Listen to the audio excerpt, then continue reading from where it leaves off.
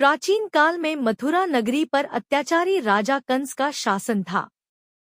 कंस ने अपने पिता राजा उग्रसेन को बंदी बना लिया था और खुद मथुरा का राजा बन बैठा था। उसकी क्रूरता के कारण मथुरा की प्रजा बहुत कष्ट में थी। लेकिन कंस को अपनी बहन देवकी से बहुत प्रेम था। जब देवकी का विवाह वासुदेव के साथ हुआ तो कंस ने बड़े धूमधाम से इस विवाह को संपन्न करवाया। विवाह के बाद कंस स्वयं देवकी और वासुदेव को रथ में बैठाकर उनके ससुराल छोड़ने जा रहा था। तभी आकाश से एक दिव्य वाणी सुनाई दी, हे कंस, देवकी का 8वां पुत्र ही तेरा वध करेगा। यह सुनते ही कंस भयभीत हो गया और तुरंत अपनी तलवार निकाल ली। वह देवकी को मारने के लिए आगे बढ़ा, लेकिन वासुदेव ने कंस से विनती की, हे कंस, देवकी को मत मारो। मैं तुम्हें वचन देता हूँ कि देवकी से जो भी संतानें पैदा होंगी हम उन्हें तुम्हारे हवाले कर देंगे। कंस ने यह शर्त मान ली, लेकिन उसने देवकी और वासुदेव को बंदी बना लिया और उन्हें कठोर कारागार में डाल दिया। समय बीतने के साथ देवकी की पहली संतान का जन्म हुआ। कंस ने उसे बिना किसी दया के मार डाला। इसी प्रकार कंस ने देवकी की दूसरी, तीसरी, चौथी, पांचवी और छठी संतानों की भी हत्या कर दी। जब देवकी अपने 7वें पुत्र को गर्भ में धारण करती है, तब भगवान विष्णु की माया से वह गर्भ देवकी के गर्भ से निकलकर वासुदेव की दूसरी पत्नी रोहिणी के गर्भ में चला जाता है। इस प्रकार बलराम का जन्म रोहिणी से होता है।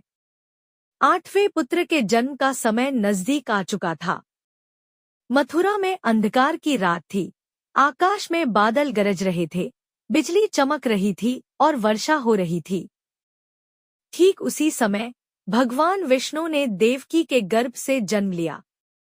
जब भगवान ने जन्म लिया तो उनका रूप एक दिव्य बालक का था, जिनके 4 हाथ थे और हाथों में शंख, चक्र, गदा और पद्म थे।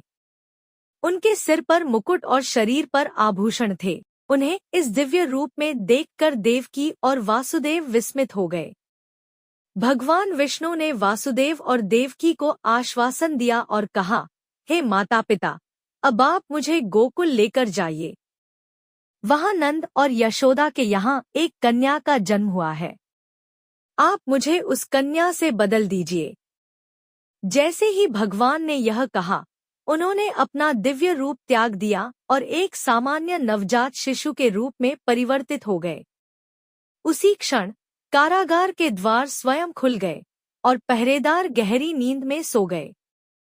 वासुदेव ने भगवान को एक टोकरी में रखा और यमुना नदी की ओर चल पड़े। रास्ते में जोरदार बारिश हो रही थी, लेकिन जैसे ही वासुदेव यमुना नदी के किनारे पहुंचे, नदी की जलधारा 2 हिस्सों में बंट गई और वासुदेव ने सुरक्षित रूप से नदी पार कर ली। वासुदेव भगवान श्री कृष्ण को लेकर गोकुल पहुंचे और उन्हें यशोदा के नवजात कन्या से बदल दिया। फिर वे कन्या को लेकर मथुरा लौट आए।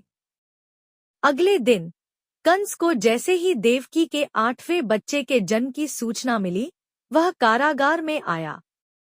उसने उस नवजात कन्या को उठाकर पत्थर पर पटकने की कोशिश की, लेकिन वह कन्या आकाश में देवी दुर्गा के रूप में प्रकट हुई और बोली, हे कंस, तुझे मारने वाला तो कहीं और पैदा हो चुका है।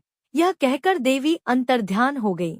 इस प्रकार भगवान श्री कृष्ण का जन्म हुआ और वे गोकुल में नंद और यशोदा के यहाँ बड़े होने लगे। भगवान श्री कृष्ण ने आगे चलकर कंस का वध किया और मथुरा को उसके अत्याचारों से मुक्त किया।